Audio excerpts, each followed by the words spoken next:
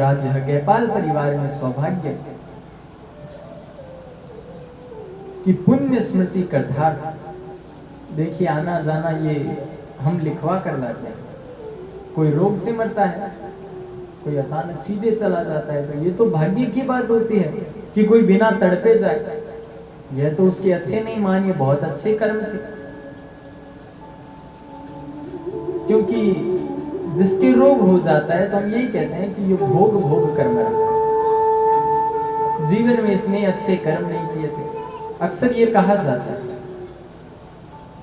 पर कल बता रहे थे कि श्री देवी किशन जी की धर्मपत्नी का अचानक ही स्वर्गवास हो गया।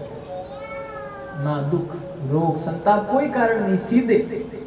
और जो सीधे जाता है उसके बीच में यमपुरी नहीं आती, ये आपको पता होना चाहिए। वो सीधे भगवान के लोक में ही जाता है, क्योंकि जिसको दुख भोगने होते हैं वो यही भोग लेता है। ये छोटे मोटे रोग जीवन में आना ये देखिए चलता रहता है, ये बात नहीं। पर जीवन में जो भीषण रोगों से ग्रसित हो जाए, समझ लेना इसके कर्म कुछ ज्यादा अच्छे किए थे। अच्छे का मतलब कि धाप के इसने कर्म किए थे, मतलब दुख दिया किसी को। जीवन का सबसे बड़ा बुरा कर्म और बुरा दुख क्या है कि जो मुझे अच्छा नहीं लगता वो मैं किसी और के लिए ना करूं। वही धर्म है। हम कहते हैं ना धर्म किया धर्म किया, धर्म की परिभाषा ये नहीं है। धर्म की परिभाषा कि जो मुझे अपने लिए अच्छा नहीं लगता वो मैं दूसरे के लिए भी ना करूं, वो है धर्म। धार्यते इति धर्म, वो है धर्म। पर हमने सारी किताबों को उल्टा कर। व्रत का मतलब संकल्प होता है कि अब जीवन में अच्छा संकल्प ले कि मैं इस काम को त्याग दूंगा। व्रत का मतलब ये नहीं आप भूखे रहो भगवान मिल जाएंगे या इच्छा पूरी होगी। भूखे रहने से भगवान मिलते तो आज भी कोर्ट गेट पर या बाहर कई स्थान बता देता हूँ जहाँ रात्रि को भोजन उनको नसीब नहीं होता, तो भगवान उनके सामने 4 हाथ लेके खड़े नहीं होते कि ले तेरे को दर्शन दिए, मांग पुत्र क्या चाहिए, नहीं आते। व्रत का मतलब होता है निष्ठा करना, संकल्प के मैं इस काम को त्यागूंगा या करूंगा। हमारे तो व्रत भी बड़े अच्छे होते हैं।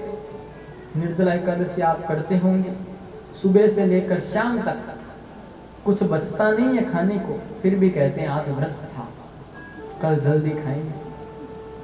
सुबह की शुरुआत चाय से, फिर आज तो व्रत है, फल खा ले। थोड़ी देर हुई, आज तो व्रत है, दूध पी लेंगे। थोड़ा देर हुई, अरे खा तो सकते नहीं, शरबत बना लो। थोड़ा समय हुआ नहीं, हो गर्मी है सगार कर लो वरना चक्कर आएंगे।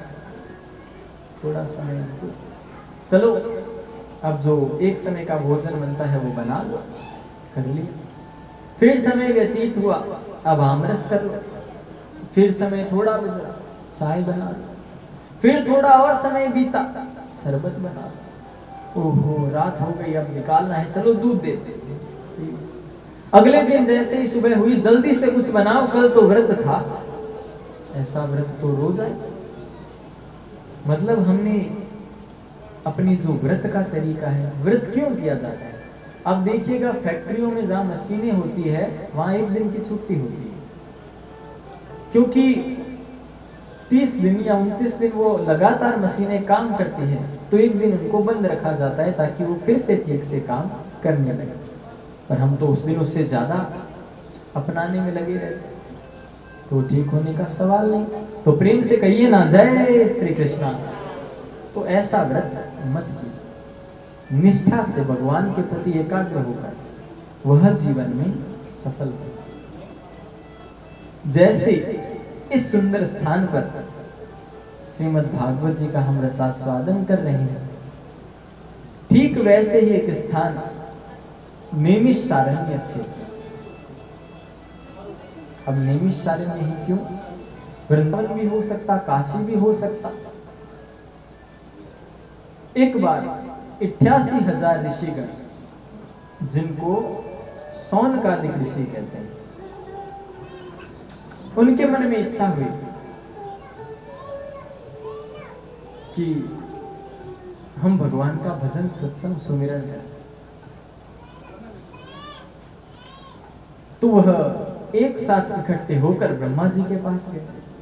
का भगवान हम सभी को भजन करना है। यहां से भागवत महात्म्य की शुरुआत कि हमें भजन करना है। ब्रह्मा जी ने कहा बड़ी अच्छी बात है। तो ब्रह्मा जी ने एक चक्र प्रकट किया और कहा यह चक्र जहां जहां जाए तुम इसके पीछे पीछे जाओ, और जहां पर जाकर ये रुक जाए वहीं पर तुम भजन कर लेना। उन्होंने कहा ठीक। वह चक्र वृंदावन काशी तीर्थ नगरी घूमते घूमते पुष्कर होते हुए आकर अंत में एक जंगल में रुका, और जो चक्र था उसके चारों तरफ जो धारियां निकली हुई होती है तीखी, उसे कहते हैं नेमी। और जंगल का पर्यायवाची होता है आरण्य। तो नेमी जिस अरण्य में जाकर गिरी उस जगह का नाम हो गया नेमिशारण्य। पर चक्र जमीन पर गिरा तो सही, पर वह रुका नहीं। वह जमीन को खोदने लगा। खोदते खोदते जमीन से नीचे 7 लोक हैं, अतल वितल सुतल तलातल रसातल महातल और पाताल। 7वें लोक में पाताल में तो पानी पानी। तो उसने 4 लोक 5 लोक 6 लोक खोद दिए। अब ऋषियों को चिंता हो गई कि भाई अगर यहाँ पानी पानी हो जाए तो हम भजन कैसे करें। 6.5वें लोक पर वह चक्र पहुंच गया। दौड़े दौड़े पहुंचे ब्रह्मा जी के पास। का भगवान कुछ कीजिए। ब्रह्मा ने कहा हम काम की शुरुआत करते हैं, आगे विष्णु जान। दौड़े दौड़े विष्णु जी के पास गए। विष्णु जी ने कहा ऋषियों मैं तुम्हें एक स्तोत्र बताता हूं, वहां जाकर उसका पाठ करना। ऋषियों ने जाकर उस स्तोत्र का पाठ किया। वह था मां ललिता पराम्बा का स्तोत्र। उन्होंने वहां पर उसका पाठ किया और वहां पर मां भगवती खुद प्रत्यक्ष उन्होंने अपने रूप को प्रकट किया, साकार किया। बोलिए मां अम्बे भवानी की जय। अपने रूप को साकार किया और उस चक्र को 6.5वें लोक में ही रोक दिया। अब ये लीला क्यों की? भगवान ने ये लीला इसलिए की क्योंकि ऋषि 1 2 5 10 100 नहीं 88,000 थे। घर के 4 मेंबर में 2000 लीटर की टंकी खाली हो जाती है, वो 88,000 थे। तो भगवान को पता था इनके पानी पीने की व्यवस्था, रोज ये नित्य कर्म करेंगे तो इतना जल आएगा कहां से। तो मेरे भगवान ने ये पूरी की पूरी लीला। अब सारे के सारे बैठ गए कि हम भजन करेंगे, पर भजन कब करेंगे? जब कोई भजन करवाने वाला। वरना अगर एक स्थान पर मान लीजिए 10 औरत या 10 पुरुष बैठे, वो सीधे भजन शुरू कर देंगे? बिल्कुल। या तो कोई भजन कीर्तन करवाने वाला आए, वरना इधर से लेकर उधर तक की सारी बातें वहां पर हो जाए। तो 88,000 थे। तो 88,000 के बीच में आए हैं सूत जी महाराज, रोमहर्ष। सूत जी की उम्र 20 वर्ष। प्रवेश वहां पर बैठे जो ऋषिगण है, उन्होंने अपने जीवन में मान लीजिए 4 युग देख लिए। एक बड़ी बड़ी लंबी लंबी दाढ़ी, मूछें, लंबे लंबे बाल, जिनकी उम्र हजारों वर्ष से भी ऊपर है, ऐसे ऋषिगण वहां पर बैठे थे। सभी के सभी इकट्ठे हो गए। उनके बीच में 20 वर्ष के सूत जी महाराज प्रवेश करते। पर जैसे ही हजारों वर्ष की आयु वाले लोगों के बीच में 20 वर्ष के सूत जी आए, सभी के सभी ऋषिगण उठकर खड़े हुए। सभी जैसे ही खड़े हुए, सबने कहा अरे।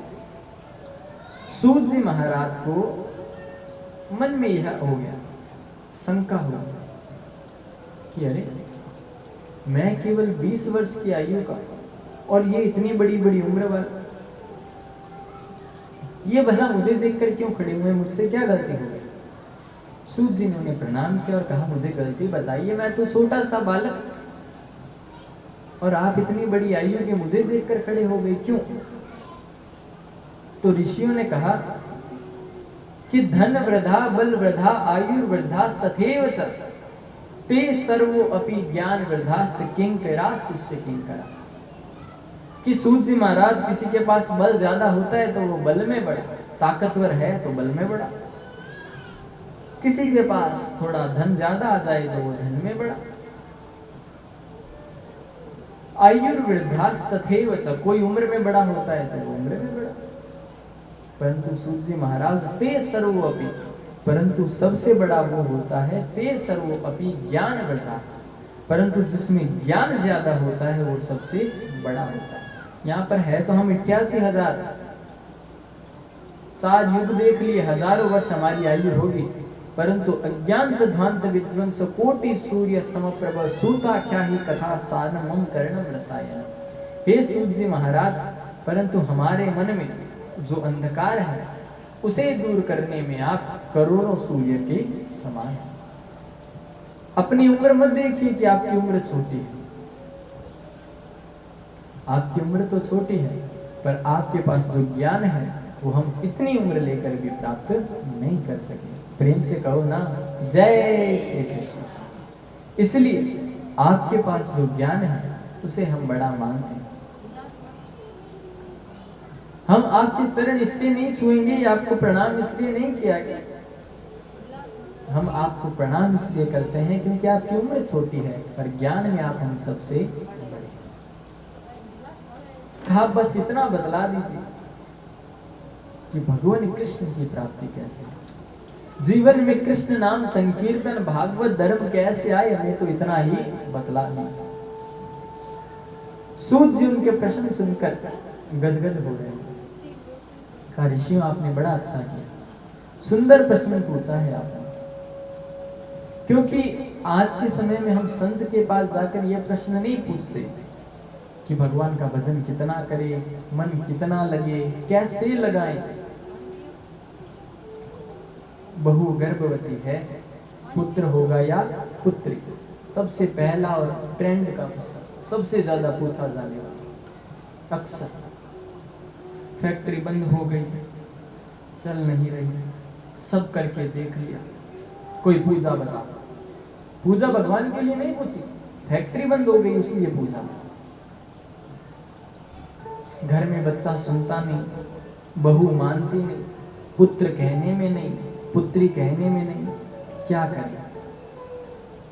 तुम्हारा जैसा व्यवहार है वो उसके अनुरूप काम करेगा, और जो तुम लिखवा कर लाए, चाहे संतान पुत्र पुत्री, वो तुम्हें प्राप्त हो।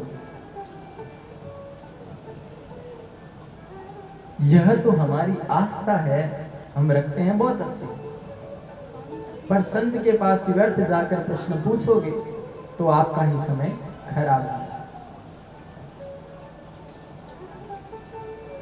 क्योंकि हमारे जीवन में चतुराई होती है,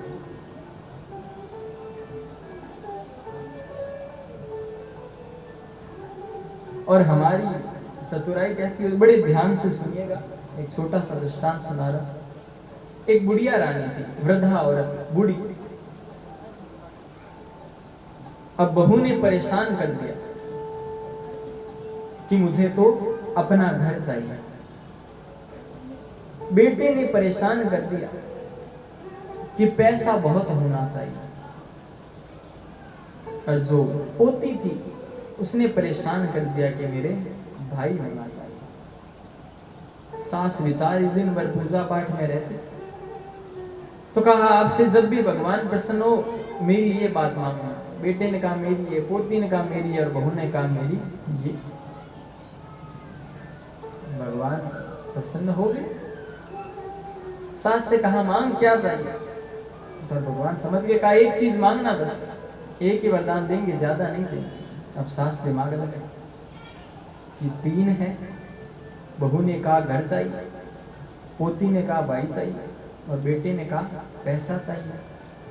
अब किस किस की पूरी करूं? तो दिमाग देखिए बुढ़िया रानी का, सासू जी। कहा मैं अपने घर में अपने पोते को सोने के चम्मच से खाना है। तीनों बातें मान ली। अपना घर बहू ने कहा था, पोता पोती ने कहा था, बेटे ने पैसा मांगा तो कहा सोने के चम्मच से। तो ऐसी अगर हमारी बुद्धि है तो थोड़ा संभल कर रहे, क्योंकि भगवान क्या कहते हैं कि निर्मल मन जन सो मोहि भाव और मोहि कपट चल छिद्र न। कि अगर तुम्हारा मन निर्मल है तो मैं तुम्हें सब कुछ दे दूंगा, मेरे सामने छल कपट थोड़ा संभल कर करना। प्रेम से कहो ना, जय श्री कृष्ण। तो सभी बैठकर सत्संग कर रहे हैं। सूत जी ने कहा ऋषियों, सबसे पहला होता है जीवन में सार करने हेतु, कल्याण करने हेतु भागवत का, और उसमें सबसे पहले भागवत के लिए स्थान, कि स्थान ऐसा हो जहां बाहर की आवाज अंदर न आए। दूसरा होता है कान, कि आपके जो कान है वो केवल सुनने में रहे। फिर आता है ध्यान, ध्यान सिर्फ भागवत में रहे। फिर आता है गान, जो सुने या कहीं उसे गाएं। और फिर आता है ज्ञान, ज्ञान पूर्वक सुने, मतलब एकाग्रचित, एकदम एक मन से बैठे। 10 जगह नहीं, मन को 2 घंटे यही है। तो यह 5 स्थान बताए, स्थान, कान, ज्ञान, ध्यान और गान। फिर कहा कि सबसे पहले मैं आपको यह बताने से पूर्व श्री सुखदेव जी महाराज को प्रणाम करूंगा। यम प्रवजंत मनुपेतम पेत कृत्यम द्वेपायनो विरह कातरया जुहाव पुत्रैति तन्मेतया तर्व अभिनेदुस्तम सर्वभूत हृदयम निमानतो अस्मि। कि ऐसे सुखदेव जिन्होंने अपने जीवन को ही श्रीमद् भागवत के नाम कर दिया, ऐसे सुखदेव जी को मैं प्रणाम करता। फिर कहा भागवत यह विधि पूर्वक सुननी है, तो सबसे पहले इसका जो आगे से आगे प्रचार था वह किया सनत कुमारों ने और सुनी नारद ने। तो देखिए, मन में कभी भी शंका नहीं रखनी चाहिए धर्म के काम में। जो मन में इच्छा है वो प्रश्न लिखकर रख ले या याद करके रख ले, जब विश्राम होवे तब पूछ लेना चाहिए। तो 88,000 ऋषि बैठे थे, उनमें से एक के मन में शंका हो गई। कहा भाई नारद जी ऐसे संत जो एक जगह टिक कर बैठते नहीं, इधर उधर दिन भर घूमते, और सनत कुमार ऐसे संत जो एक जगह से दूसरी जगह पर जाते नहीं, तो इनका आपस में मेल कैसे हुआ? ये तो विलोम है। तो कहा सुनो, यह ऐसा प्रक्रम है कि एक बार नारद जी बड़ी तेज गति से, तीव्र गति से दौड़े जा रहे, तेज तेज, बद्रिकानाथ धाम के आगे से। बद्रीनाथ धाम में है सनत कुमारों का आश्रय था, सनत कुमार वहां रहते। तो नारद को देखकर कहा कथम ब्रह्मांडिन मुखम कुतश्चिंतांतुरो भवाम, कि अरे अरे ब्रह्मापुत्र कहां जा रहे हो? त्वरितम गम्यते कुत्र, तुम कहां जा रहे हो? और चिंता में, कुतश्चिंतांतुरो भवाम, इतनी चिंता किस बात की? नारद जी आप चिंता में कहां दौड़े जा रहे हो? आपका तो जो मुख देख ले उसके जीवन में आनंद आ जाए, आज आप कैसे चिंतित हो? नारद जी दुखित स्वर में बोलते हैं। कहा भगवान अब आपको क्या बताएं? अहम तु यातो ज्ञात्वा पृथ्वी सर्वोत्तमामृति पर्यागम काशी गोदावरी चतुर्था, कि भाई मैंने सोचा कि पृथ्वी सबसे उत्तम है। अहम तु यातो ज्ञात्वा, और मैं पृथ्वी पर आया और मैंने यहाँ पर काशी प्रयाग गोदावरी पुष्करम च पर्यागम काशी गोदावरी तथा सब जगह भ्रमण किया, पर सच कहूं कहीं पर भी मुझे शांति नहीं है, अच्छा अनुभव ऐसे शांत नहीं लगा। करता करता भ्रमण पहुंचा तुलसियों का एक जगह वन था, वहां पहुंचा। तुलसी को कहते हैं वृंदा, और अधिक मात्रा में वहां थी, इसलिए नाम पड़ गया वृंदावन। तो कहा मैं वृंदावन पहुंचा तो मैंने वहां पर एक दृश्य देखा, एक कौतूहल देखा, आश्चर्य कि सामने एक स्त्री है, 5-7 स्त्रियां उसके पास में उसे पंखा झेल, और उसके घुटनों के पास में 2 पुरुष वृद्ध मूर्छावस्था में पड़े। उसने मुझे अपनी ओर बुलाया, मैं वहां पर गया तो उसने मुझे प्रणाम किया और कहा मेरा नाम है भक्ति, ये है ज्ञान और ये है वैराग्य। द्रविड़ देश में उत्पन्न हुई, कर्नाटका में पालित पोषित होती हुई, विदर्भ देश आदि इत्यादि आगे बढ़ते बढ़ते महाराष्ट्र में विवाहित होते आगे बढ़ी। गुजरात जब पहुंची तो मैं चित्र विचित्र हो गई, और जब मैं वृंदावन की ओर आगे बढ़ी तब तक कलयुग आ गया, जिसके आने के कारण मेरे पुत्र तो हो गए बूढ़े और मैं हो गई जवान। आज भी देखिए कलयुग का ही प्रभाव है कि माँ से पहले बेटे चले जाते। यह कोई बात कारण नहीं है, यह कलयुग का ही प्रभाव है। तो कलयुग के प्रभाव से मैं तो हो गई जवान और मेरे दोनों बेटे हो गए बूढ़े। अब अच्छा लगे कि माँ तो जवान और बेटे हो गए बूढ़े, तो कुछ कीजिए। नारद जी ने कहा कि इसमें कौन सी बड़ी बात है, हम बड़ी शास्त्र जानते हैं, अभी से ही कर देंगे। तो नारद ने जितनी शास्त्र व्याख्या ज्ञान नारद को आता था सब नारद ने किया, पर कुछ भी नहीं। वो टस से मस हिले तक नहीं, इधर से उधर भी ना हो। तो वहां पर आकाशवाणी हुई कि तुम सत्कर्म करो। तो कहा ऋषियों में इसलिए दौड़ रहा हूं, जब सभी कर्म कर लिए फिर ये सत्कर्म कौन सा बच गया, ये मुझे आप बताओ।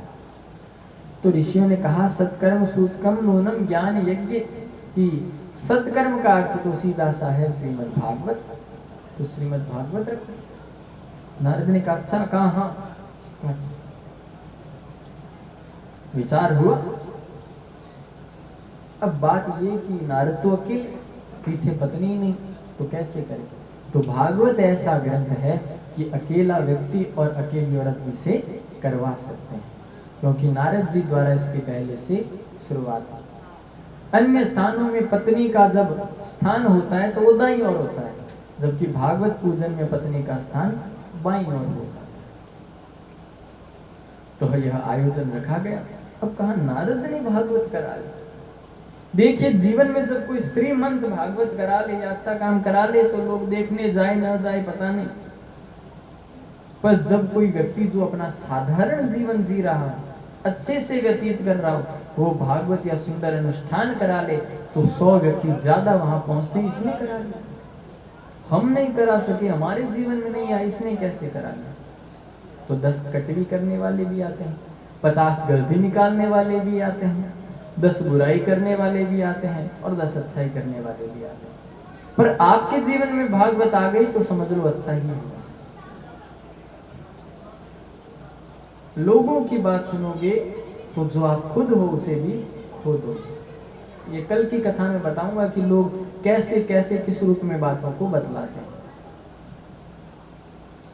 तो कथा रख ली गई। अब बात हुई नारद ने कथा रखी। नारद एक जगह टिककर नहीं बैठता, कैसे रखे, चलो देखते हैं, चलो। भीड़ लगनी शुरू हुई।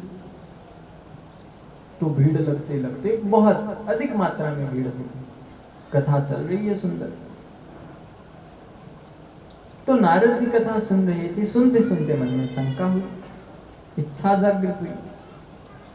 कहा देखिए हमने यहाँ भक्ति ज्ञान वैराग्य के लिए आसन लगाए हैं, ये तो जीवित है, इनकी मुक्ति हो जाए तो मैं कोई भगवान का नाम से मुक्ति हो जाएगी मानता हूं, परंतु क्या जो जीवन में मृत्यु को प्राप्त कर चुके, जो मर गए हैं, उनके पीछे भागवत होने पर क्या उनको मुक्ति मिल सकती है।